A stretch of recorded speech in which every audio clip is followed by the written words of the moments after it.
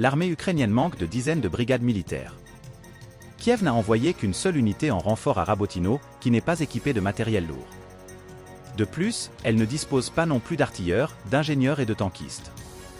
Rabotino, un village situé dans le sud de la région de Zaporizhia, était le point le plus éloigné où les troupes ukrainiennes pouvaient avancer pendant leur offensive d'été en 2023.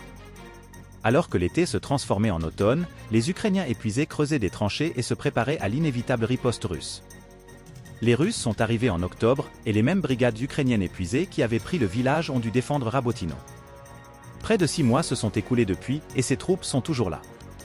Ce n'est que récemment que les renforts de la brigade d'infanterie ont commencé à arriver. Il s'agit de l'une des unités les plus récentes de l'armée ukrainienne. Nous ne savons pas grand-chose sur cette brigade. Apparemment, elle a été formée juste au moment où les forces ukrainiennes sont passées à l'offensive, au début du mois de juin 2023. Selon les informations disponibles, la brigade compte 6 bataillons de fusiliers motorisés, chacun comptant plusieurs centaines de soldats. Apparemment, cette brigade s'est entraînée au combat pendant l'été et l'automne. La première preuve de la participation de cette brigade au combat est apparue samedi. Cette brigade est arrivée à Rabotino à un moment critique. La garnison ukrainienne stationnée dans et autour de ce village dévasté a repoussé les attaques russes presque tous les jours. Mais il s'agit de soldats épuisés, armés d'un matériel militaire de piètre qualité.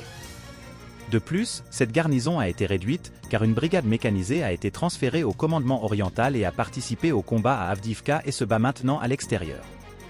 Après le retrait de cette brigade, Rabotino a été laissé à la défense d'une autre brigade mécanisée et d'une brigade d'assaut aéroportée. Les 2 brigades ont été continuellement engagées dans le combat pendant 9 mois. Avec l'arrivée du printemps et le dégel, l'unique compagnie de chars voit ses faibles chars s'enliser dans la boue. Mais la brigade qui vient en renfort est apparemment arrivée sans chars. Elle ne dispose apparemment d'aucune force de renfort, comme l'artillerie, les sapeurs et les tankistes. Il s'agit avant tout d'une unité d'infanterie. Son manque d'équipement lourd rappelle que l'armée ukrainienne, qui a subi de lourdes pertes lors de l'offensive d'été, n'est pas en mesure d'équiper uniformément toutes ses brigades en chars, en véhicules de combat d'infanterie et en pièces d'artillerie. Mais les chars, les véhicules de combat d'infanterie et l'artillerie ne sont pas les besoins les plus urgents de Kiev. L'Ukraine a avant tout besoin d'infanterie. La base de tout est une pénurie d'hommes, a déclaré un commandant de bataillon au Washington Post le mois dernier. Mais il ne s'agit que d'une seule brigade, alors que l'armée ukrainienne en a besoin d'une centaine. La pénurie de main-d'œuvre en Ukraine se traduit par des dizaines d'unités de ce type. L'été dernier, Kiev a formé 5 brigades mécanisées, très probablement incomplètes. Les nouvelles formations peuvent donc renforcer les défenses ukrainiennes dans certaines zones, mais elles sont trop peu nombreuses pour remplacer les brigades épuisées et décimées qui ont participé à l'offensive de 2023.